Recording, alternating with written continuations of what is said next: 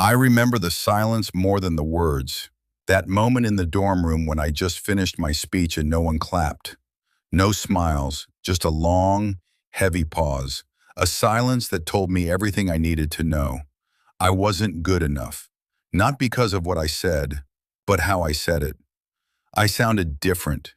I didn't sound American enough. I didn't sound black enough. I didn't sound anything enough. I'm Barack Hussein Obama. Yes, the name already did half the damage. The voice did the rest. You see, most people think my voice was always this smooth, this confident, this presidential. But they forget where it began. They forget that I used to stumble over my words. They forget that people laughed when I read aloud in class. I grew up in Hawaii, far away from Washington, D.C., far away from the deep baritone voices of civil rights heroes, far from anyone who sounded like me. At Punahou School, I was one of the few black students, and when I spoke, I felt the eyes. Not eyes of admiration, eyes of confusion. "What accent is that?" they'd ask. "Why do you talk like a white boy?" Some whispered. I started to shrink inside my own voice. I'd listen to others speak about boys who grew up on the mainland, boys who had swagger, slang, deep timbres, and I'd try to copy them. In the mirror, in private, alone. But it always came out wrong, like someone wearing a suit 2 sizes too big. I didn't just want to be heard, I wanted to belong, to sound like I belonged. My mom used to say, "Barack, your words matter." But in school, they didn't when I couldn't deliver them right. College didn't fix it. At Occidental, I tried joining student debates. The first time I stood up, I froze. My hands were steady, my mind was clear, but my voice trembled. It cracked. Someone chuckled. I laughed too, pretending it didn't hurt. They told me I sounded unsure, too slow, too soft. My cadence was wrong. My tone was confusing.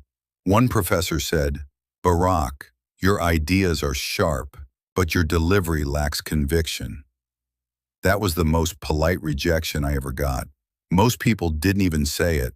They just looked past me. Do you know what that does to a person? To be unheard in a room where you're trying your hardest? It breaks something. Quietly, repeatedly. You stop raising your hand. You stop speaking in class. You sit at the back of the room and tell yourself, maybe you're just a writer. I started journaling. Not because I loved writing, but because it didn't require my voice. On paper, I didn't stutter. On paper, I didn't get judged for sounding too white or too foreign. But every journal entry was secretly a cry. Let me speak the way I feel. Let me be who I am. The first time I truly questioned my identity was in a student union meeting. We were discussing apartheid in South Africa. Everyone was angry, passionate, and loud.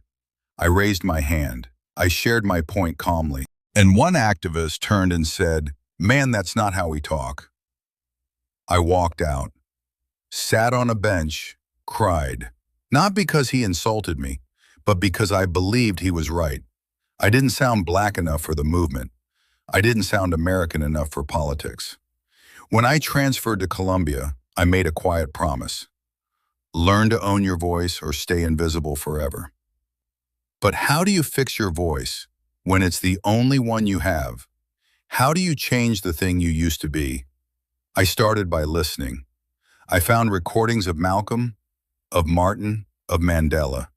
Not just their words, but their music, their pauses, their rhythm, their conviction. I'd close the door in my dorm and mimic their speeches, not to copy them, but to understand what power felt like in a voice. It wasn't about being loud, it was about being clear. It wasn't about sounding black or white, it was about sounding real, authentic, rooted, me. But I was still shaky. My tongue didn't trust me yet. I volunteered to read at a community center, children's stories mostly, sometimes newspapers. At first, I mumbled.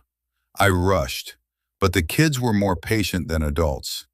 They didn't care about my tone, they just wanted to understand.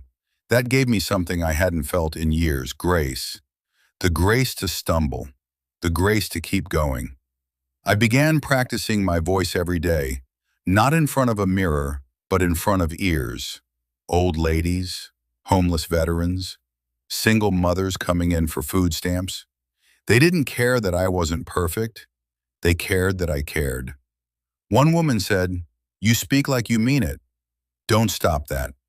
That night I cried again, but this time out of relief. English was never the enemy. It was a shame that had made me silent. The shame of not sounding like the people I admired.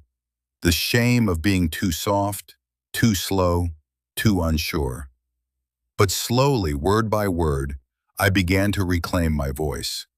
It wasn't magic. I still got rejected from law internships. One interviewer said, "You're smart, but clients won't respond to that tone." He meant I didn't sound like money. But I kept going because I'd finally found a voice that was mine. When I started organizing on the south side of Chicago, I was terrified. These were tough neighborhoods. People didn't have time for polished speeches. They needed someone who spoke with heart, not drama, not perfection, heart. At first, no one showed up to my meetings. 5 people, then 10, then 20. Then one day, a woman said, "I don't know what it is, but when you talk, I feel seen." That was the first time I believed my voice could heal, not impress, not perform, heal. When I ran for the state senate, they said I was too cerebral. When I ran for Congress, they said I was too reserved. When I ran for president, they said, "No one with a name like that and a voice like that will win." They were wrong, but I understood why they said it. Because the world had trained them, and I believe but it doesn't.